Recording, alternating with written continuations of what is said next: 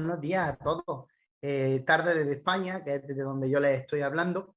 Y bueno, en primer lugar, como no puede ser de otra manera, pues debo comenzar dando las gracias a todas las entidades organizadoras de este seminario de urbanismo internacional, SUI, que en esta ocasión se celebra en formato webinar, y muy especialmente al doctor Sergio Padilla, que me ha presentado, muchas gracias, y muchas gracias también por invitarme a formar parte de este foro sobre ciudad de innovación.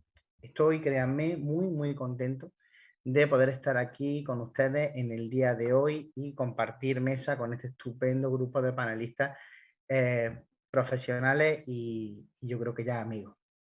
Bueno, voy a intentar ceñirme, yo como Alejandro voy a poner también un cronómetro, voy a intentar ceñirme al tiempo que tengo asignado, porque creo que lo más interesante de este tipo de encuentros es siempre el debate, las preguntas posteriores, que nos permiten, bueno, pues interactuar un poco y no solamente tenerme a mí hablando, que hoy a una sola persona pues, puede aburrir.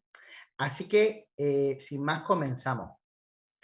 La ponencia que hoy me he atrevido a traerles se llama y se titula, como ya ven, Acciones frente a los retos tecnológicos y medioambientales de la ciudad y ambientales desde la ciudad educadora.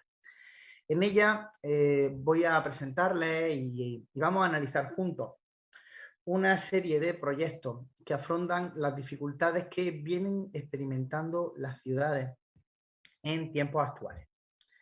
Retos que van a tener como nexo común la atención, el cuidado o la protección del medio ambiente, de la naturaleza, o bien, simultáneamente, los problemas y también ventajas, no solamente problemas, que van a suponer la irrupción y la generalización de las nuevas tecnologías, de las tecnologías en general, en la vida de los ciudadanos.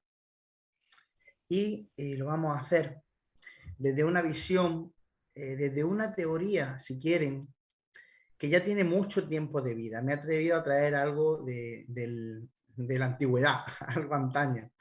Tiene mucho tiempo de vida y muchísimo recorrido, pero que yo creo que es una visión que cobra hoy una renovada actualidad con todos los problemas que venimos enfrentando en nuestras ciudades.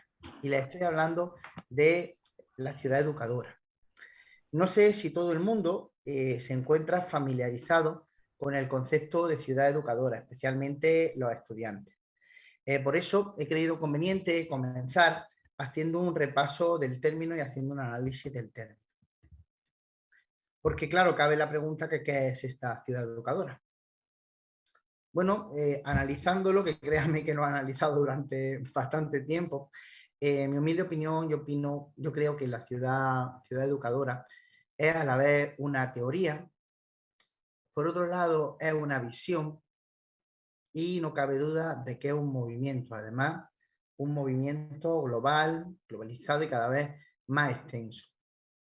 Hay muchísimas definiciones de lo que es una ciudad educadora. Yo le he traído esta de Eva Segura Blanco, una docente compatriota mía, quien dice que una ciudad educadora es aquella ciudad que pone en el centro de su estrategia a la educación.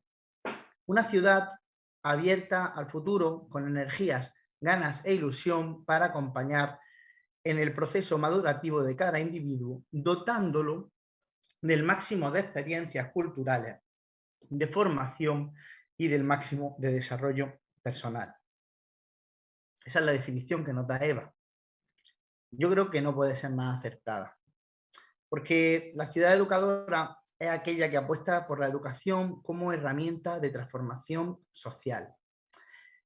Y hablamos de educación en un sentido amplio, porque debemos saber que nos guste o no educamos en todo momento con nuestras actitudes, con nuestros actos, con nuestras palabras. Y además estamos hablando de una educación que se desarrolla a lo largo de toda la vida y que atraviesa las diferentes esferas de esa vida ciudadana. Una educación que va a tener múltiples espacios. Se va a desarrollar en múltiples sitios, a través de situaciones y de agentes muy diversos. Entonces cabe preguntarse quiénes son los agentes educadores. Bien, pues en esta ciudad educadora yo creo que todos. Las ciudades tienen muchas instituciones y tienen muchas personas distintas que aportan experiencias educativas y que transmiten valores. En este punto es importante también destacar que la ciudad educadora no debemos contemplarla solamente como un proyecto del gobierno municipal, sino que es una iniciativa, un proyecto que debe de ser de toda la ciudad, que esté basada en el diálogo entre el gobierno, entre la sociedad civil y también con el resto de ciudades del mundo. Es verdad que no podemos olvidar que el gobierno municipal es el máximo responsable, pero no es el único. Y hay una serie de patas en esta teoría de la ciudad educadora. Por un lado, ese gobierno local del que hablábamos antes, porque van a jugar un papel muy importante en el futuro de las comunidades que representan. Son los actores clave en la toma de decisiones y en el desarrollo de las políticas para mejorar el bienestar de la ciudadanía, así que son muy importantes. Y en el momento en el que deciden comprometerse con los principios de las ciudades educadoras, que están recogidos en una carta, que después hablaremos de ella, van a proyectar o deberían de proyectar un modelo de ciudad donde se promueva la igualdad de oportunidades, donde la educación en valores democráticos sea fundamental, que fomente la cooperación internacional, donde se estimule la participación ciudadana, también la vida asociativa. Creo que había una pregunta en la ponencia anterior que decía cómo estimular la participación. Bueno, la ciudad educadora hace hincapié en que los poderes públicos deben de fomentar la participación. También que sería un modelo de ciudad en el que se potencie la conciencia de lo público como un bien común, un bien de todos, y se valore la convivencia y el respeto a las diferencias y a la igualdad de derechos. Pero todo eso supeditado a incorporar la educación como uno de los ejes vertebradores de su política. Esa sería la primera pata. Y por otro lado, estaría la ciudadanía. La ciudad educadora requiere del apoyo y del trabajo en red de todos los actores locales, junto con una ciudadanía que se quiera apropiar de esa ciudad educadora. Y es necesario abrir esos canales de participación, que las distintas expresiones, las distintas partes de la sociedad civil puedan reflexionar colectivamente y comprometerse a trabajar en un sentido educativo, impulsando acciones también que mejoren la calidad de vida de la ciudad. Así que esta ciudad educadora se va a vivir, se va a disfrutar, se va a recorrer, se va a habitar y va a permitir aprender. Así, ser esta ciudad educadora significa formar personas comprometidas, dispuestas a contribuir en la mejora de su ciudad y líderes con responsabilidades de gobierno que estén dispuestos a escuchar. Todo esto, todos estos principios de la ciudad educadora, lo he sacado del grupo de ciudades educadoras de América Latina. Esta ciudad educadora ha adquirido desde su inicio y con el paso del tiempo una dimensión que parece haber superado de alguna forma el alcance de la formación reglada, porque a menudo es muy constrictiva, muy encorsetada. Y la ciudad educadora va más allá, conlleva la interacción entre las dinámicas clásicas de la educación formal, la que tenemos en la escuela, en las universidades, y la no formal. Yo con esto no estoy diciendo, ojo, que esto deba de suplir la educación formal, pero me parece necesario integrar en el mismo tantos ámbitos y tantos agentes como se pueda, buscando de alguna manera el diálogo y la colaboración. Bueno, todo esto se basa en la idea de que la educación, tanto de menores y jóvenes como del resto de la ciudadanía, no va a ser solo una responsabilidad del trinomio Estado, escuela, familia, sino que también lo va a ser, y en esto es lo que nos atañe, también responsabilidad del entorno urbano donde se reside y en general de todo el tejido social. Todo el tejido social que vive en las ciudades, incluidos los planificadores, los programadores, los urbanistas, las asociaciones, las fundaciones, las industrias culturales o cualquier otro agente público o privado. Así, la ciudad se va a convertir en un marco de intervención educativa que va a funcionar tanto de forma aislada como en colaboración con una red de ciudades para educar y reequilibrar las desigualdades sociales que puedan existir, promoviendo valores como el respeto, inclusión, interculturalidad, sostenibilidad, igualdad y cuidado del medio ambiente. Pero bueno, ¿de dónde viene esta idea? ¿De dónde viene todo esto de la ciudad educadora? Bueno, quizá lo hayamos tenido siempre. Uno de los antecedentes más antiguos lo podemos encontrar en la Grecia clásica. Seguro que todo el mundo, cuando piensa en la Grecia clásica, en su imaginario colectivo, en ese imaginario colectivo que tenemos todos, de la ciudad, de esa polis, nos suele surgir la idea de la polis como lugar de enseñanza. Y vemos claramente a ese Sócrates, a ese Platón, a ese Aristóteles paseando por la ciudad, por la polis con sus alumnos y enseñando sus conocimientos. En las imágenes pueden ver la tribuna de las Cariátides, del Eresteion, de la Acrópolis de Atenas. Y también le he traído con toda la idea una imagen de un teatro griego, del teatro de Dodoma, que está en la región de Piro, en el lado occidental de Grecia. Se lo traigo porque en la antigua Grecia, especialmente en Atenas, el teatro era considerado como parte de la ciudad, pero también como un instrumento de enseñanza moral cívica. Y el público, que era consciente de ello, iba al teatro a divertirse, pero también iba a aprender. Igualmente, los autores clásicos, los guionistas, los que escribían, se daban cuenta del poder educador que tenían y de sus papeles como maestros de la verdad. Lo cierto es que esta noción se mantuvo en el tiempo, pero sin embargo con el pasar de los siglos se fue haciendo mucho más pequeña hasta quedar relegada o reducida a instituciones como los liceos o las universidades, alejándose de la unión propia, inherente, que existía, la unión clásica entre ciudadanos, polis, educación y sociedad. Pero en 1972 surge un documento generado por la UNESCO y por varios autores, incluyendo al académico francés Edgar Faure, llamado Aprender a hacer, un documento sobre la renovación de la educación, donde va a retomar la idea, en aquel momento considerada por muchas personas como utópica, de la ciudad como un agente educador. Y en este texto se plantea la educación como algo permanente, como algo que se da a lo largo de toda la vida, y a la vez apuesta por liberarla de los espacios tradicionales que estaban destinados a ella, y la va a desplazar hacia lugares de reunión, como pueden ser plazas, como pueden ser parques. Esto ponía el punto sobre la idea de construir y emplear espacios urbanos donde confluían vivencias, estrategias y proyectos educativos. La carta dice cosas tan innovadoras para la época, 1972, como que la educación tiene dos dimensiones. Por un lado, debe preparar para los cambios, hacer a los hombres aptos para aceptarlos y para beneficiarse de ellos, pero por otro lado, debe también crear un espíritu dinámico, un espíritu crítico. Y también, y ahora cito textualmente, dicen que la educación debe desempeñar el papel de antídoto contra las numerosas deformaciones del hombre y de la sociedad, pues una educación democratizada debe poder remediar la frustración, la despersonalización y el anonimato del mundo moderno. Bien, como vemos, Faure en este texto original va a esbozar las ideas que después se van a recoger en las ciudades educadoras que ahora mismo se reparten por todo el mundo, y también marca que los dirigentes máximos van a ser los gobiernos y los responsables políticos.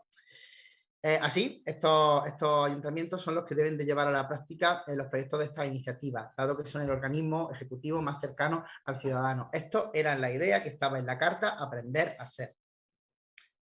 Pero bueno, más allá de esta carta, el punto de arranque definitivo de estas ciudades educadoras lo tenemos en el primer Congreso Internacional de Ciudades Educadoras que se celebró en Barcelona, España, en 1990. Aquí se plantea un primer intento de coordinar el papel educativo en la ciudad. Desde ese primer simposio, hasta este momento, se han venido celebrando en diferentes ciudades miembros una serie de congresos que siempre tratan de analizar y de establecer unas características y unos problemas de la ciudad educadora para lograr estrategias comunes. En este mismo congreso de Barcelona también se establecieron las exigencias y los requerimientos necesarios para pertenecer a la AICE, que es la Asociación Internacional de Ciudades Educadoras. Es decir, se pusieron qué es una ciudad educadora y qué no, y a qué había que comprometerse. Y por fin se creó la Carta de Ciudades Educadoras, que es la herramienta y la guía para todas estas urbes que han decidido comprometerse con sus principios. Por tanto, Desde ese momento, la ciudad educadora deja de ser esa idea casi utópica que planteaban en la carta, en la carta de Foret, para convertirse en un proyecto real y activo. Bueno, como les decía, hoy en día las ciudades educadoras pues se congregan, se agrupan en la Asociación Internacional de Ciudades Educadoras. Asociación. Una asociación fundada en 1994 y que tiene una estructura permanente de colaboración entre los gobiernos locales que han aceptado, que se han comprometido con esa Carta de Ciudades Educadoras. Si no aceptas esos principios, si no te comprometes formalmente, no puedes pertenecer a esta asociación, no puedes considerarte ciudad educadora. Es un movimiento que desde el Congreso de Barcelona no ha dejado de crecer y actualmente, y cada día más, en este momento congrega a 475 ciudades, que son muchas, de 35 países distintos. Aquí tienen los objetivos de la Asociación Internacional de Ciudades Educadoras. El proclamar y reclamar la importancia de la educación en la ciudad, como no podía ser de otra manera. Poner de relieve las vertientes educativas de los proyectos políticos de las ciudades asociadas, es decir, hablo de visibilización. Promover, inspirar, fomentar y velar por el cumplimiento de los principios recogidos en esa carta de las que le hablo, la Carta de la Ciudad Educadora, en todas las ciudades miembros, así como asesorar e informar a los miembros sobre el fomento e implantación de los mismos. Es decir, fomentar la expansión de esa red y asesorar a los miembros. Representar a los asociados en la ejecución de los fines asociativos, relacionándose y colaborando con otras organizaciones internacionales, estados y entidades territoriales de todo tipo, de manera que esta asociación sea un interlocutor válido y significativo en cualquier proceso de influencia, de negociación, de decisión o de redacción, es decir, la capacidad de representación. También otro de sus objetivos habla de establecer relación y colaboración con otras asociaciones, federaciones, agrupaciones o redes territoriales, en especial de ciudades en ámbitos de acción similares, complementarios o concurrentes. Vuelve a hablar de cooperación. Cooperar en otros ámbitos territoriales con los fines de la presentación. Vuelve a hablar de cooperación. Impulsar la adhesión a la Asociación de Ciudades de todo el mundo. Expansión. Quieren intentar hacer más grande la red porque entienden que es algo bueno, y impulsar la profundización de este concepto, del concepto de ciudad educadora, y sus aplicaciones concretas en las políticas de las ciudades, a través de intercambios, de encuentros, de proyectos comunes, de congresos y de todas las actividades e iniciativas que vayan a reforzar lazos entre las distintas ciudades asociadas en ámbitos de delegaciones, redes territoriales, redes temáticas u otras agrupaciones. Aquí hablan de investigación, de puesta en marcha, de puesta en valor, de implementación. Bueno, pues en su página web hay un listado de miembros y un mapa por el que te puedes mover por todo el mundo para ver cualquier ciudad educadora que exista a lo largo y ancho del planeta. Me parecía interesante, aunque sé que hay gente de Bolivia, que hay gente de Ecuador, que hay gente bueno, de Europa, hay varios también, pero me parecía interesante, dada que la sede está en México, traerles un mapa en el que están las ciudades educadoras que tenéis en el país. Por un lado está Chihuahua, Ciudad de México, Colima, León, Morelia, Oaxaca de Juárez, Playa del Carmen, Purísima del Rincón, Salvatierra, Santa Ana Maya y Tenango del Valle. Se lo pongo para que las conozcan, también porque estén pendientes por si aumentan o disminuyen, y después también me servirá para hacerle algunas preguntas, y bueno, y sabiendo que su ciudad es una ciudad educadora, siempre tienen la posibilidad de reclamarle al gobierno municipal preguntas sobre qué se está haciendo y bueno, y instarles a que pongan en marcha nuevas estrategias. Bueno, ¿qué hay que hacer para ser ciudad educadora? Pues como les decía, aceptar esa visión de situar la educación de tu ciudadanía en el centro de todo como responsable político, ponerte a trabajar y sobre todo aceptar formalmente los principios de la Carta que hay la ciudad educadora, que hacen alusión a la educación inclusiva a lo largo de la vida, a una política, trabajar por una política educativa amplia, a la diversidad y a la no discriminación, al acceso a la cultura, muy importante, acceso a la cultura para todo el mundo, al diálogo intergeneracional, a poner en valor los conocimientos de las personas mayores con también los conocimientos o la forma de ver la vida de las personas jóvenes o de mediana edad. También promover el conocimiento del territorio, el acceso a la información, impulsar la gobernanza y la participación ciudadana, mantener una actitud de seguimiento y de mejora continua, trabajar por mantener o mejorar la identidad de la ciudad y que la gente sienta esa identidad que va muy en relación con el conocimiento del territorio, crear un espacio público habitable, permitir la adecuación de equipamientos y servicios municipales y la sostenibilidad. Sobre la adecuación de equipamientos y servicios municipales, ahí pueden ver una imagen de un aparcamiento para personas con discapacidad. Es uno de los raros ejemplos en el que podrán comprobar que es un equipamiento municipal bien hecho. Las personas con silla de ruedas, si alguna vez trabajan con ellos, yo les recomiendo que vayan a hacer visitas, pero de la mano. Intentad incluso, si tienen otra silla, ponerte con ellos. Estar un día entero y ver las dificultades que padecen. Muchas veces en estos aparcamientos, pues porque el coche esté más fresco o porque haga bonito o porque sea bueno, pues se tiende a poner temas como árboles, temas como farolas. En muchos casos eso impide que la persona pueda poner la silla de ruedas justo al lado del coche e impide que sea un aparcamiento realmente accesible. Esa es una de las pocas imágenes que tengo en el que podemos encontrar un aparcamiento en el que estaría contento una persona con discapacidad en la movilidad. Bueno, los otros principios de la carta, ¿no? La promoción de la salud, pues ahí vemos en la imagen, ¿no?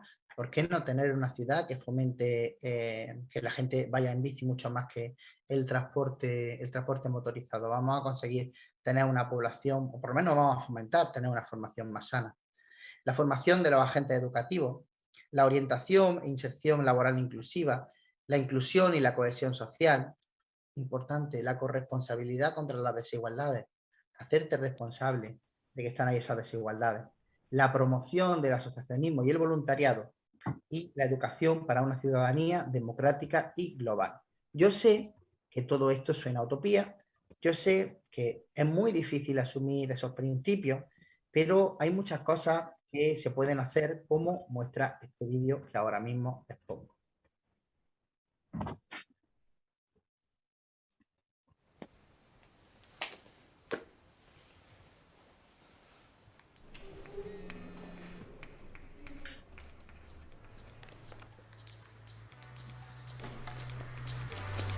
¿Se escucha bien?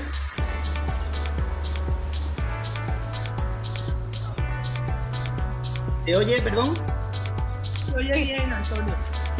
Gracias.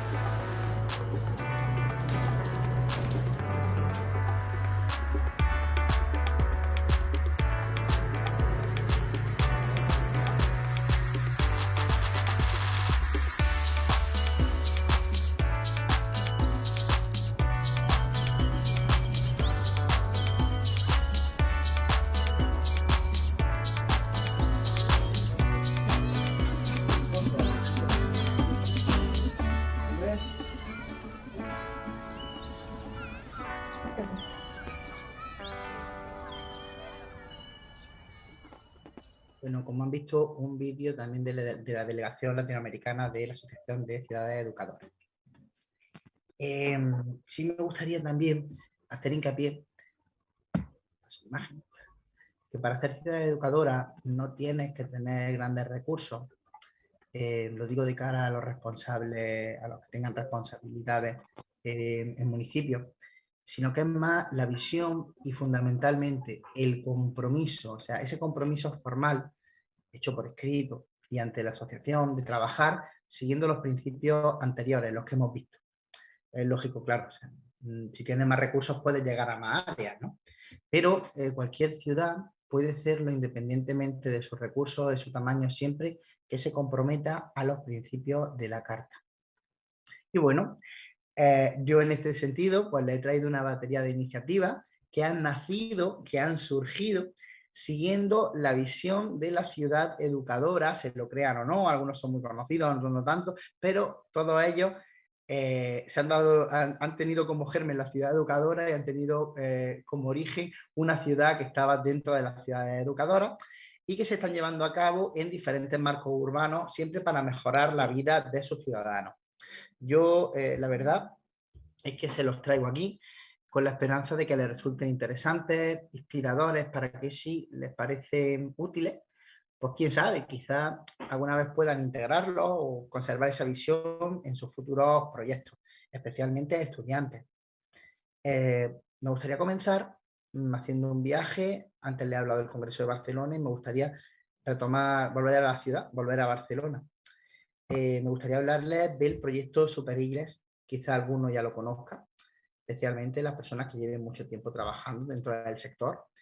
Pero bueno, es un proyecto que no deja de crecer día a día con sus problemas, claro está, y que poco a poco está cambiando la vida de una ciudad.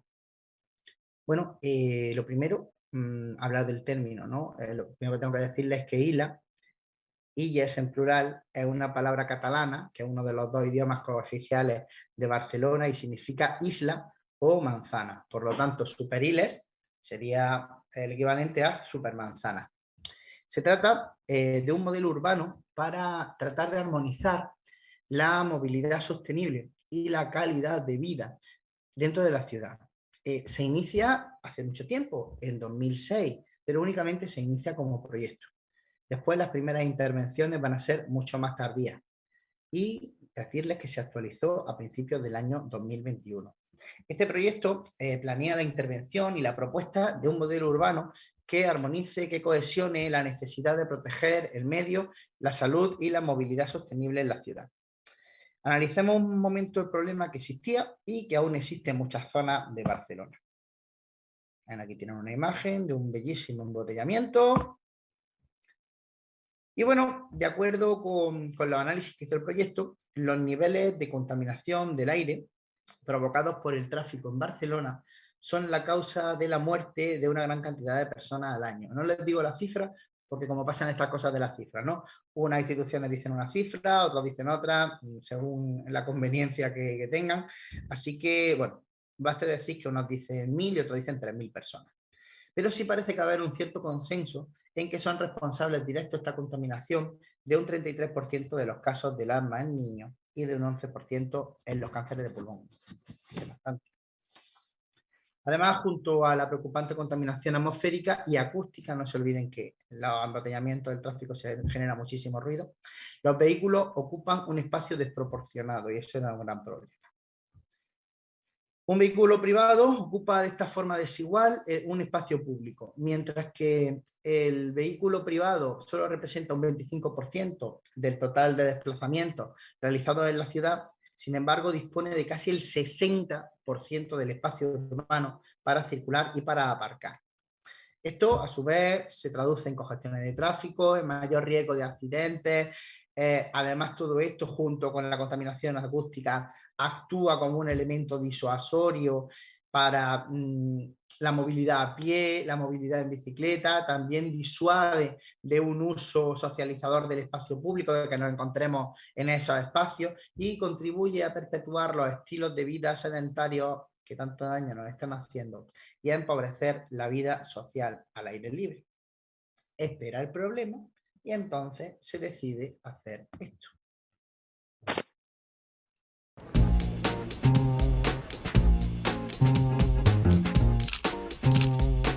¿Sí se escucha, verdad?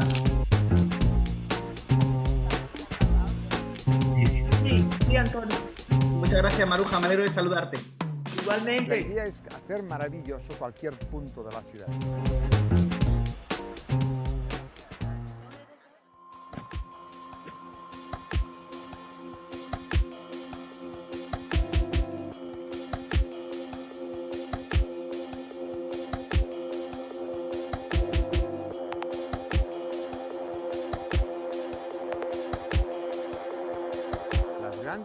ciudad, para desarrollar transformaciones significativas de la ciudad, tienen que venir de la mano de sueños.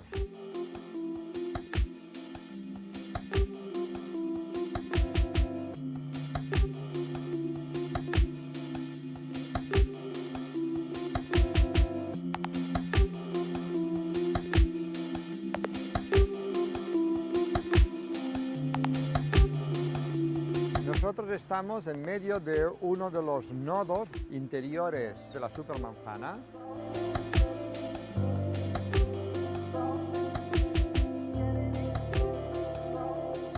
Ahora mismo el 85% del espacio público de la ciudad está relacionado con la movilidad motorizada. Si yo lo que hago aquí es cambiar los usos interiores, lo que hago es liberar el espacio para otros usos.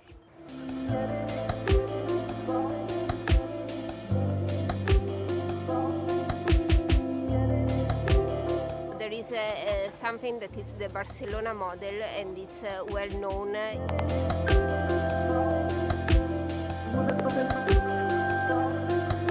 I think this was a courageous idea, and I really supportive about even the spirit of Barcelona to test ideas. Bueno, eso fue lo que Barcelona decidió hacer. La primera de las superislas se plasmó en el 2013 y no han dejado de crecer. Les pido disculpas, voy a ir un poco más rápido para permitir que haya tiempo para las preguntas. Bueno, como han visto, se articula en un plan integral que pretende fomentar el uso equitativo, saludable, seguro y sostenible del espacio urbano. Y para lograrlo se van a establecer una especie de jerarquía de vías, de calles, en función de la conectividad, de la funcionalidad y de la dimensión. Están las vías básicas, las vías locales y las vías vecinales. El tráfico motorizado y el esencial, fundamentalmente el esencial, porque se va a priorizar siempre el transporte público, también el transporte de mercancía y la bicicleta rápida, va a circular principalmente por las vías básicas, en menor grado por las vías locales y casi nada en las vías vecinales, porque hay que reducirlo al mínimo para que sea un hogar para el peatón. Con esta nueva organización se va a liberar espacio para otros usos, como por ejemplo puede ser el paseo, el recreo, el juego, actividades comunitarias y la educación, y además se amplían las zonas verdes. Y así vamos a dibujar una ciudad de supermanzana con calles vecinales enmarcadas por calles básicas. Importante que el modelo, en relación con la ciudad educativa, el modelo ha incorporado a la ciudadanía en todas las fases de implementación. Siempre se ha negociado con todas las asociaciones y los actores locales para contribuir a generar hábitos en pos de la mejora de la sostenibilidad. Voy a ir un poquito más rápido. Aquí tienen, por ejemplo, una de las reuniones vecinales. Lo que hace el proyecto, pues trabajar para crear una nueva manera de organizar el espacio público, poniendo a las personas en el centro de todo, crear una red de ejes verdes y plazas que se entiendan por toda la ciudad, plantando mucha vegetación para limpiar el aire. El objetivo es que haya un eje verde o una plaza siempre a no más de 200 metros de cada persona, dar prioridad al peatón, haya lugares de encuentro con con mucha seguridad y con menos contaminación, ganar espacio público de calidad y quitándole al coche importancia, incluir, muy importante, la participación, como decíamos, como parte fundamental en la reflexión e implantación del nuevo modelo de espacio público. Me gustaría, sí, ponerle un vídeo sobre lo que opinan los vecinos. Este vídeo es de 2021 y esto es lo que dicen ellos. Soy vecina aquí del barrio, hace 12 años que vivo aquí y hace 4 años que se implementó este nuevo modelo urbano. El cambio fue un poco abrupto al principio porque de esta medida los vecinos no estábamos informados, pero hubo un grupo que estuvo muy a favor y luego la reconstrucción de la superilla fue bastante armónica, ya que el mobiliario se fue instalando como poco a poco, también escuchando las demandas de los vecinos. También había un colectivo que estaba en contra, entonces también se lo escuchó. Entonces hubo como unas modificaciones que a lo largo de 2 años nos llevaron a este actual modelo de urbanización. Me costó creérmelo, ¿no? Que decidieran quitar tráfico, poner bancos, sillas, parques infantiles. Para mí fue un shock en positivo porque dije, wow, Es que lo que pasa es que con el coche parece que tengan miedo a meterse. Yo tengo coche y lo uso y bueno, pasas por donde puedes y por donde te dejan. Toda Barcelona tendría que ser así. Hay zonas de Barcelona, el ensanche, que no conoces ni a quién vive al lado. Aquí sí, porque te los encuentras paseando. Lo que resalto, que es lo que vivo en el día a día, es salir al barrio y es como una extensión de mi casa en relaciones, en vínculos, porque me encuentro con amigas que antes no tenía, que las hice a través de este espacio, así que me encuentro con un soporte emocional también. Cuando hace buen tiempo, perfectamente le dices a tus amigas de quedar, de bajar a la Superilia, ¿no? Hacemos una pizza en la Superilia, quedamos en la Superilia. Hay como toda una contención, una ayuda, un camino que tenemos, o sea, como que vamos construyendo nuevos propósitos y objetivos en común. Yo me imagino que la gente que ahora está en la calle antes se quedaba en casa o tenían que ir a comer a un bar o lo mismo comían en la oficina en 15 minutos sin salir a que les diera el sol y ahora pueden salir y los niños antes no tenían ningún parque y bueno, y eso también te hace que tengan más relaciones sociales y que estés mejor anímicamente. Ahora me parece que lo que tenemos es poco, que necesitamos más carriles bicis, más superillas, más árboles, más verde, una ciudad más humana. Bien, de acuerdo. Este puede reflejar el sentir más o menos general, pero no es único, no podemos ser inocentes. Las superislas han dado lugar a mucha controversia. Yo he escuchado muchas críticas, por ejemplo, fundamentalmente de aquellos que por un motivo o por otro, pues tienen más predilección por el automóvil, por cualquier motivo, y que lamentan que el coche esté en un punto de inferioridad respecto al peatón, o también he escuchado quien acusa, quien se queja de que al haber menos tráfico, pues hay menos gente y hay mucha más inseguridad por la noche. Es decir, que tampoco es que sea un sentir popular, pero efectivamente parece que está haciendo un formato de muchísimo éxito. Y como les decía, voy a ir metiéndome prisa a mí mismo, así que nos vamos a ir al norte de Francia, a la ciudad de Rennes, y a un plan de alimentación sostenible, que es un sistema municipal de restauración colectiva agroecológico, justo y de proximidad. Un poquito de contexto, Rennes está en la Bretaña es la parte norte de Francia, esa especie de pico que tiene Francia que da casi con Inglaterra, con el Reino Unido. Y bueno, esta ciudad francesa, como decía, la capital de Bretaña, y es la región más agrícola de Francia. Una parte muy importante de su Producto Interior Bruto viene de la agricultura. Cuenta con una población de 221.000 habitantes aproximadamente y su aglomeración urbana alcanza los 450.000. Los tres principales sectores económicos son la industria, el automóvil, la industria del automóvil, la industria alimentaria y también el tema de las tecnologías digitales. Aquí les voy a poner una vista aérea de lo que es la ciudad de Rennes y también, por lo bonito, pues aquí tienen el Palacio del Parlamento de Bretaña. Desde hace 30 años, Rennes, ya hace 30 años, considera la educación como motor de desarrollo, una forma de responder a los retos de la democracia local y de luchar contra las formas de desigualdad. La sostenibilidad y el cuidado del medio ambiente se han configurado para ellos como un eje prioritario. Entonces, bueno, con el objetivo de promover una alimentación equilibrada y coherente con los principios del desarrollo sostenible, que también tenía que tener un vínculo fuerte entre productores y consumidores, pues llevan mucho tiempo apostando por un modelo que se fundamente en la producción agroecológica de proximidad, que también prevenga el desperdicio alimentario y que propicie la reducción de gases de efecto invernadero. En este sentido, la cocina municipal, porque tiene una cocina municipal, centraliza desde el año 1999 la elaboración de más de 12.500 comidas que se sirven en servicios municipales, 10.000 de las cuales están destinadas a las escuelas municipales. Y bueno, tienen una firme apuesta, como les comento, por fomentar circuitos cortos de aprovisionamiento, que eso reduce los gases de efecto invernadero, y han logrado que la ciudad tenga alrededor de un 80% de los proveedores que sean productores locales.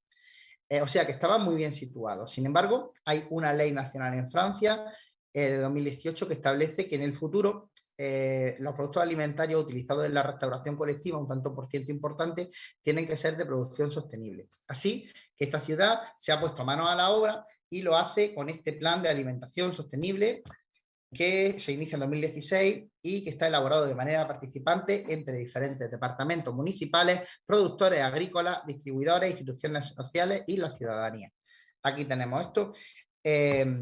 Unos poquitos de objetivos que serían apoyar desde las competencias municipales la transición hacia un modelo agroecológico fundamentado en sostenibilidad ambiental, económica, social y vinculado al territorio, desarrollar una política de abastecimiento de productos alimentarios para el sistema de restauración municipal que acompañe la transición hacia ese modelo, sensibilizar e implicar a la ciudadanía en este modelo, implementar medidas que favorezcan el acceso a una alimentación sostenible para toda la ciudadanía, siempre en la línea de la ciudad educativa. Lo hacen a través de una serie de líneas de actuación, como una política de compra local para priorizar los alimentos producidos de forma sostenible. ¿Esto qué quiere decir? Que centralizan toda la adquisición de alimentos que van a ir a la cocina municipal para primero controlarlo, saber que cumplen con todas las condiciones sostenibles, de cercanía y también que no tienen insecticidas ni componentes lesivos para la salud. La elaboración y distribución de comida se incide en el estudio de la calidad nutricional, aportando alternativas vegetarianas, proponiendo un día a la semana que no se consume ni carne ni pescado, adaptando cantidad de raciones. También se forman a los agentes implicados en la restauración, cocineros, camareros, y se optimiza el sistema de redistribución. Eso es muy importante. Los excedentes se intenta que vayan a colectivos en situación de vulnerabilidad social. Y bueno, simplemente también decirles que con los niños y con las niñas se hace un trabajo muy importante a través de juegos, materiales educativos adaptados, concursos de cocina, etcétera, para promover esos valores. También hay un momento de sensibilización e incidencia, porque se quiere saber cuál es la satisfacción del usuario y difundir los valores del proyecto, y se ha creado un Consejo de Alimentación Sostenible pues para desarrollar una visión global y estratégica de la alimentación sostenible en la ciudad, que cuenta con la participación de todos los actores que tienen competencia en la materia. Bueno, aquí tienen algunas de las comidas, me parece que falta, algunas de las comidas. Por otro lado, les he puesto por aquí, que me parece muy divertido, las distintas infografías que se hacen destinadas a los niños. Ahí hay un pollito, por ejemplo, que dice que hoy solo tengo un poquito de hambre, decirle al niño que no tiene por qué coger un plato muy grande, sino que se puede servir un plato más pequeño. Otro, que el lobo, que dice que hoy tengo mucha hambre. Se fomenta siempre que los niños sean conscientes de lo que es el desperdicio alimentario y no tienen por qué coger más comida de la que pueden consumir, ¿no? Bueno, aquí tienen los resultados. Voy a comentar simplemente los más destacados. Por ejemplo, la reducción del 55% en el desperdicio alimentario, 8,56 kilogramos al año por niño, un 36% han conseguido de productos alimentarios provenientes de la producción sostenible, un 23% de productos alimentarios con certificación bio y una satisfacción del 85% en los usuarios, en los niños y niñas beneficiarios. Un descenso también del 11% en la emisión de gases de efecto invernadero. Y bueno, como les comento, ya he hecho incidencia el tema de los juegos de sensibilización, que me parecen deliciosos. Vamos a viajar a Portugal, concretamente a Cascais, muy cerca de Lisboa, una población con 64.000 habitantes tan solo. No sé por qué aquí se me ha ido una imagen, lo lamento. Bueno, y quería hablarles del programa Tutor de Barrio, que fue creado por el área de medio ambiente del ayuntamiento con el objetivo de animar a la ciudadanía a participar de forma voluntaria en la mejora de la calidad de vida de sus barrios. La labor de los tutores, ¿cuál es? Pues es informar sobre el estado del espacio público de su área de residencia, cómo está la limpieza urbana, cómo está la recogida de residuos, cómo está el estado de los parques, de las zonas verdes, de los sitios de juego, del aparcamiento, de la seguridad. Además, esos tutores pues, van a actuar como agentes educativos y de sensibilización hacia el resto de la ciudadanía, bajo la perspectiva de un servicio de proximidad. Cuando los vecinos detectan alguna problemática, no se la comunican a las administraciones. Estos informan primero al tutor de su barrio, el cual dispone de un contacto directo con el área de medio ambiente y otros servicios del ayuntamiento. Puede solicitarlo cualquier persona entre 18 y 80 años de edad. Está considerado casi un honor. En la actualidad existen 210 tutores de barrio que dan cobertura a todas las zonas de la ciudad. Y bueno, aseguran la preservación de 93 parques infantiles, 23 huertos comunitarios, 3 viñedos, 2 manzanares comunitarios, 126 áreas verdes, en fin, unas cantidades bastante grandes. Bueno, como ven, ha sido un éxito. Seguimos en Portugal, ahora nos vamos a Braga con el proyecto Río. Bueno, es un proyecto del ayuntamiento que promueve la participación ciudadana en la zona, en la conservación y mejora de los ríos en su tramo urbano. Pretende dar respuesta a la problemática que tienen, porque la calidad del agua de los ríos y la calidad de los cauces se está deteriorando y especialmente en los tramos urbanos. Así que el Ayuntamiento de Braga propuso a las escuelas, a los institutos de secundaria, a las ONG, a las empresas y a la población en general no ocuparse del río, sino adoptar. O sea, cada entidad o cada persona tenía que adoptar un tramo del río Este a su paso por el municipio. Y ese trocito, pues como adoptado que era, como era tu hijo, pues tenías que cuidarlo de la mejor manera posible. Aquí tienen a unas personas de un servicio municipal trabajando, de un instituto, aquí una formación de las personas implicadas en el proyecto, aquí una familia trabajando en su zona del río y aquí unas niñas con el trocito de río que habían adoptado. Bien, continuamos rápidamente. Como han visto, los ejemplos que les he traído son la mayoría de Europa, porque bueno, me han invitado, vivo en España, soy europeo y me parecía que lo mejor que podía aportar eran proyectos europeos, pero quería traerles el ejemplo de Changwon, saltándome completamente Europa, yéndome a Corea del Sur. Changwon, que está situado muy cerca de Busan, en el sur del país, y es una ciudad un poco extraña, en tanto que fue construida de cero en 1973 como parte de un programa de expansión del gobierno, y desde entonces no ha parado de crecer. Es la única ciudad de Corea que fue planificada para ser una ciudad residencial e industrial. Y ese rápido desarrollo, se lo pueden imaginar, trajo como consecuencia un aumento desproporcionado del CO2, el deterioro del río, contaminación, vertidos industriales, en fin. Además, se dio el caso de que el 90%, al ser una ciudad nueva, el 90% de la población era de otros sitios, así que prácticamente les costaba tener identidad.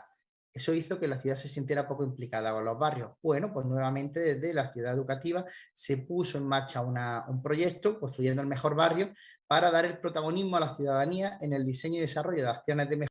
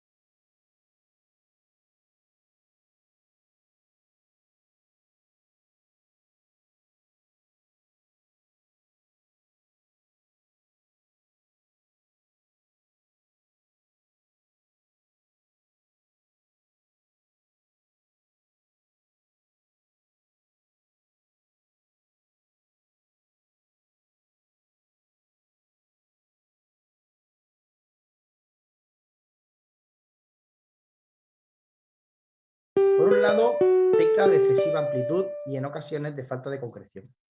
El proyecto de la ciudad educadora se convierte a veces en una utopía maravillosa en la que personas bien intencionadas de la ciudad proyectan sus deseos, sus ilusiones y sus soluciones para todos los males y deficiencias que nos aquejan. Sería como una especie de varita mágica que nos va a permitir solucionarlo todo, desde el cambio climático hasta los hábitos de consumo, hasta el fracaso escolar o la falta de servicio en un barrio. Es decir, que esta visión quizá peque de un poco de buenismo sin contemplar otros factores. Y por otro lado, seguro que todos me entienden, nos encontramos muchas veces con dificultades en la construcción de la red de actores y el papel del ayuntamiento. ¿Está realmente convencido el ayuntamiento? ¿No querrá solo un rédito político, unos votos? ¿Es realmente un compromiso? ¿Está por escrito? ¿Cuántos recursos va a invertir? Y también la red de actores, asociaciones, fundaciones, empresas, ¿son realmente honestos con el proyecto? ¿De verdad quieren llevarlo a cabo? ¿Hay intereses ocultos? ¿Hay rivalidades entre ellos? Muchas veces los proyectos pecan de que los distintos actores no comparten intereses. Temas todo esto que vamos a tener que solventar. Pero bueno, con todas sus dificultades, es una visión de ciudad inspiradora que nos puede ayudar a abrir la mente y a contemplar otros puntos de vista en nuestros proyectos.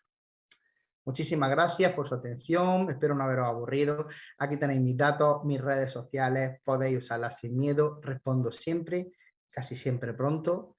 Y como digo siempre, también nos valen para críticas, para consultas, para insultos y en fin, para lo que queráis. Una disculpa por haber ido bastante rápido, pero bueno, el tiempo apremiaba y me parece que es importante que queden algunos minutos al final. Muchas gracias.